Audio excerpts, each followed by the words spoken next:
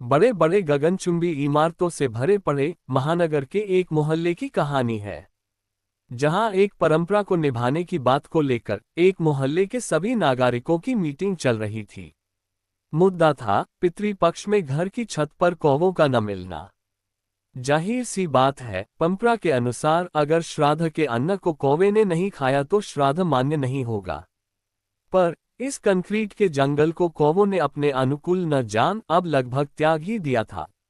लोगों की चिंता धीरे धीरे बहस का रूप लेती जा रही थी कि एक सज्जन ने सुझाया, क्यों न हम मोहल्ले से थोड़ा हटकर बने पार्क में श्राद्ध के लिए जाएं। मोहल्ले के पार्क में तो यह संभव नहीं, क्योंकि वहां कई महंगे पेड़ और करीने से सजा धजा लॉन है, जहां हमारे बच्चे खेलते हैं, या हम कभी वहां घूमने ही चले जाते हैं, अतः वहां गंदगी फैलाना उचित नहीं।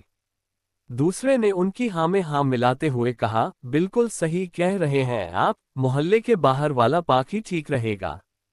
वहां बेतरतीब पेड़ पौधे भी खूब हैं और आसपास झुग्गियां ही हैं, तो कौवे तो मिलेंगे ही। गंदगी फैले या न फैले, इस बात से भी कोई फर्क नहीं पड़ेगा। इस बात से हर किसी ने सहमति जताई। नतीजतन फैसला हुआ कि कमेटी द्वारा अगले 2 दिनों के अंदर पितृपक्ष शुरू होते से पहले पार्क के एक छोटे से हिस्से की साफ सफाई करा दी जाए, ताकि लोग अपनी सुविधानुसार या श्राद्ध की तिथि के अनुसार वहां जाकर कौवों को अन्न खिला पितरों के प्रति अपने कर्तव्यों का पालन कर सके। उस पार्क के पास बड़ी संख्या में झुग्गियां थीं, सब की सब अवैध रूप से बनी हुई। उसमें रहने वाले सभी या तो ऑटो चालक थे, या ठेले पर फल सब्जी बेचने वाले, या फिर ऐसे ही कोई छोटा मोटा रोजगार करने वाले। कुछ मजदूर वर्ग के लोग भी यहाँ झुग्गी बना रहते थे। कई बार सत्ता की ओर से उन झुग्गियों को हटाने की कोशिशें हुई, पर हमेशा विपक्ष की ओर से ऐसा बखेड़ा खड़ा कर दिया जाता कि सत्ता पक्ष चुप हो जाता और शहर के बीचों बीच झुग्गी झोपड़ी गगनचुंबी इमारतों को चिढ़ाती। वे झुग्गियां पूरी शान से सर उठाए खड़ी थीं। आसपास के लोगों को उन झुग्गियों से कुछ खास शिकायत नहीं थी, क्योंकि वहां की महिलाएं उनके घरों के काम करती थीं।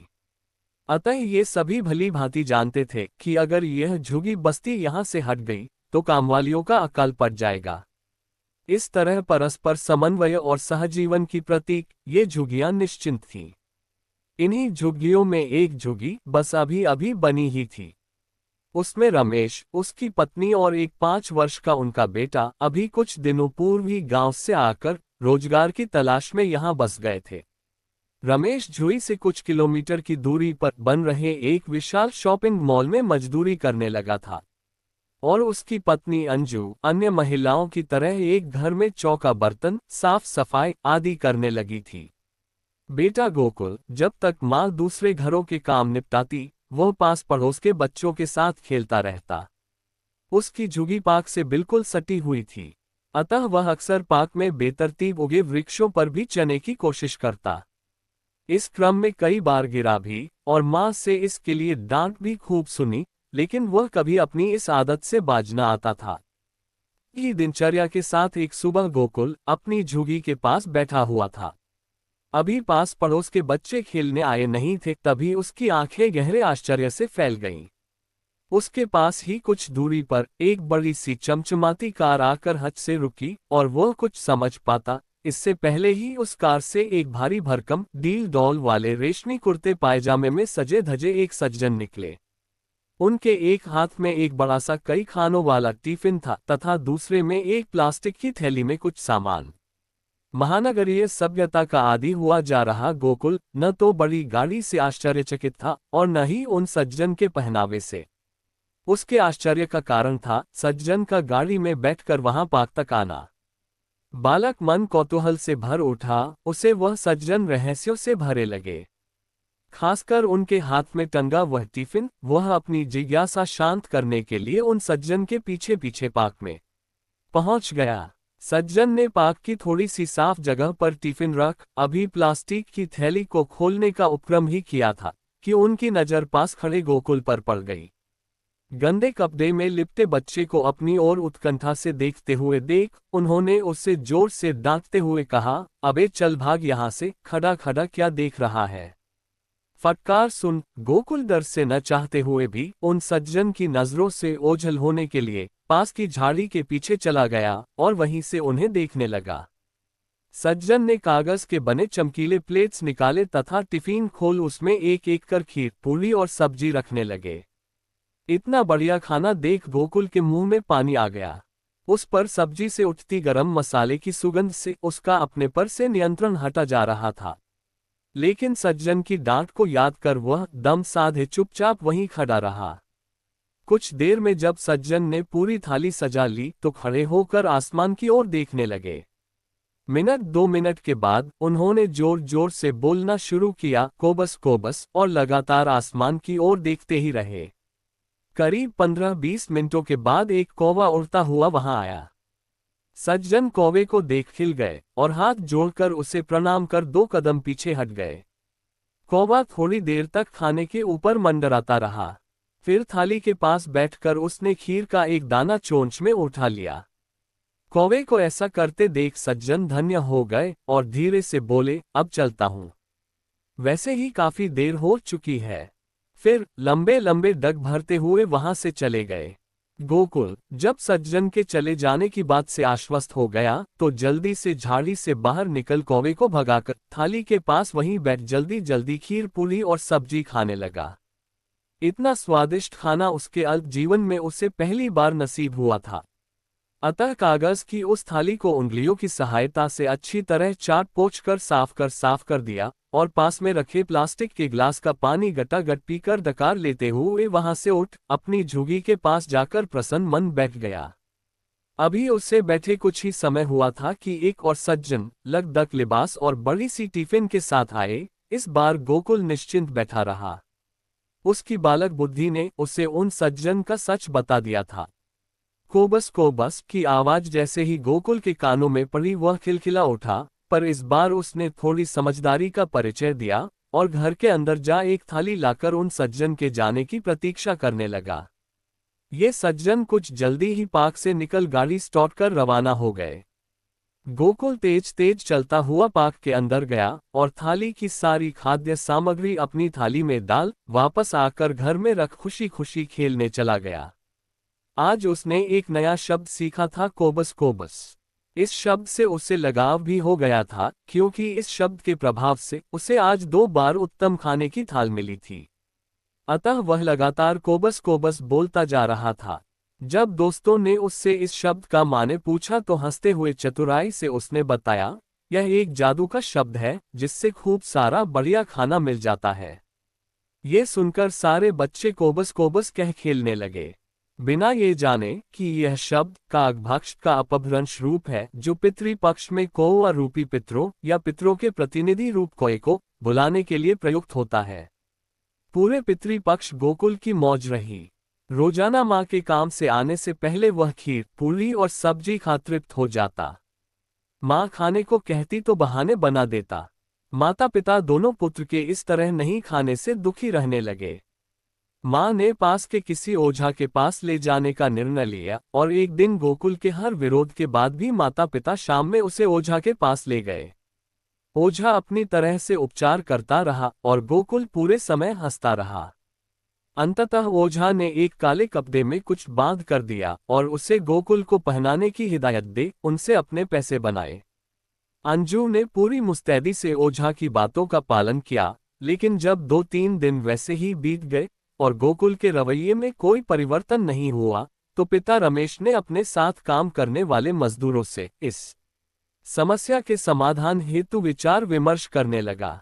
ऐसे ही एक विचार के बीच उसे पता चला कि पास के बड़े मस्जिद के मौलवी साहब पानी फूंक कर ऐसा देते हैं कि किसी भी तरह की रोग व्याधि हो या किसी साय का प्रकोप सब ठीक हो जाता है। फिर क्या था, गोकुल को लेकर अंजू और रमेश मौलवी साहब के पास भी गए। मौलवी साहब का दिया पानी पिलाया और पूरी श्रद्धा से उनका दिया ताबीज भी बांध दिया। इत्तेफाक की बात इसके 2 दिनों बाद ही पितृपक्ष समाप्त हो गया और गोकुल अब पहले की तरह घर का खाना खाने लगा। लिहाजा मौलवी साहब को उसके ठीक करने का यश मिल गया। समय अपनी चाल से चलता गया और रमेश तथा अंजू की आमदनी के साथ साथ उनकी बुद्धि भी बढ़ी। गोकुल का नामांकन पास के एक सरकारी स्कूल में करवा दिया गया। गोकुल एक जहीन विद्यार्थी के तौर पर उभरा। पूरे साल वह नियम से बिना नागा स्कूल जाता और क्लास के हर टेस्ट में अव्वल आता। पर पितृपक्ष के आते ही 15 दिनों के लिए उसके व्यवहार में अचानक परिवर्तन आ जाता। मौलवी साहब के गंदे ताबीज भी अब बेअसर होने लगे थे। माता पिता ने उन 15 दिनों से हार मान ली थी और पुत्र को उसके हाल पर छोड़ दिया। उधर बच्चों की टोली में इन 3 वर्षों में एक नए खेल का आविष्कार हो चुका था। खेल का नाम था कोबस कोबस। इस खेल में एक गोल घेरे के अंदर एक बॉल रख दी जाती, फिर एक बच्चा जो कि चोर होता उस बॉल के पास खड़ा हो कोबस कोबस कह चिल्लाता, तो दूसरे सारे बच्चे आकर बॉल उठा भागने की कोशिश करते और वह चोर बच्चा इस बीच उन्हें पकड़ने की चेष्टा करता। इस प्रयास में वह जिस बच्चे को पकड़ लेता उसे चोर की भूमिका में आना पड़ता। इस तरह यह कोबस कोबस का खेल झुग्गी के बच्चों का लोकप्रिय खेल बन चुका था। ऐसे ही एक शाम गोकुल अपने मित्रों के साथ कोबस कोबस खेल रहा था, तभी उसके पिता के साथ काम करने वाले एक साथी ने आकर उसे बताया कि उसके पिता रमेश एक ऊंची बिल्डिंग पर काम करते हुए नीचे गिर गए हैं।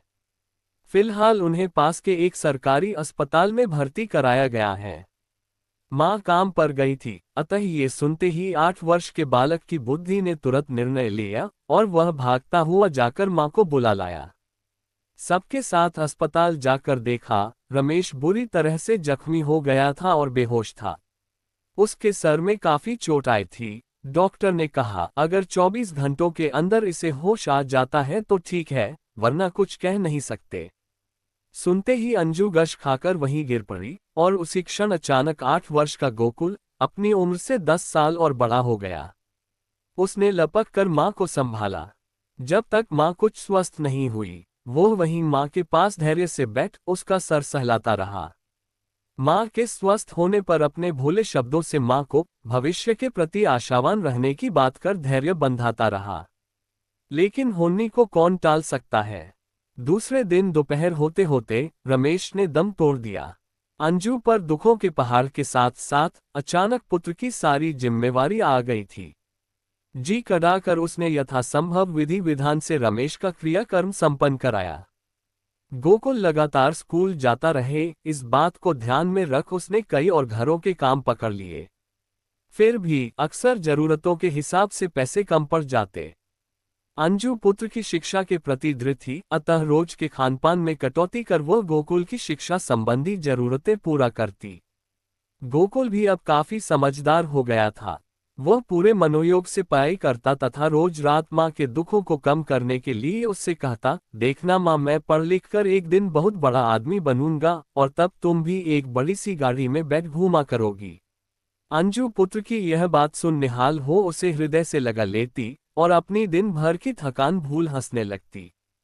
तब गोकुल बड़े प्यार से माँ के चेहरे को निहारता रहता और फिर पूरे ध्यान से अपना पाठ याद करने लगता।